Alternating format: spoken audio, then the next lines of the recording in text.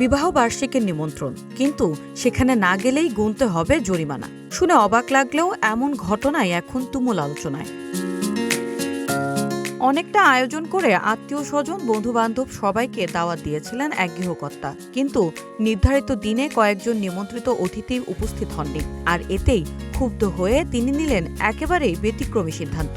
অনুপস্থিত অতিথিদের উদ্দেশ্যে প্রকাশ্যে পোস্টার টাঙিয়ে জানিয়ে দিলেন, যারা আসেননি তারা শুধু তাকে কষ্টই দেননি, তাদের জন্য প্রস্তুত করা খাবারও নষ্ট হয়েছে। তাই প্রত্যেক পরিবারকে গুনতে হবে 500 টাকা জরিমানা। এতেই শেষ নয়, জরিমানার টাকা দেওয়ার পাশাপাশি অনুপস্থিত দম্পতিকে গৃহকর্তার বাড়িতে গিয়ে শুভেচ্ছা ও আশীর্বাদও জানাতে হবে। একটি ব্যক্তিগত নিমন্ত্রণকে ঘিরে এমন জরিমানার নোটিশ মুহূর্তেই ছড়িয়ে পড়ে সামাজিক যোগাযোগ মাধ্যমে।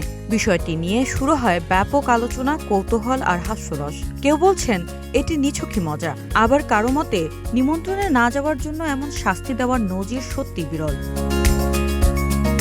তবে এই ব্যতিক্রমী ঘটনাটি ঘটেছে ভারতের পশ্চিমবঙ্গের হুগলি জেলার চুঁচুড়া শহরে। সেখানে এখন এই জরিমানার পোস্টারই হয়ে উঠেছে সবচেয়ে আলোচিত বিষয়। News desk, green TV digital.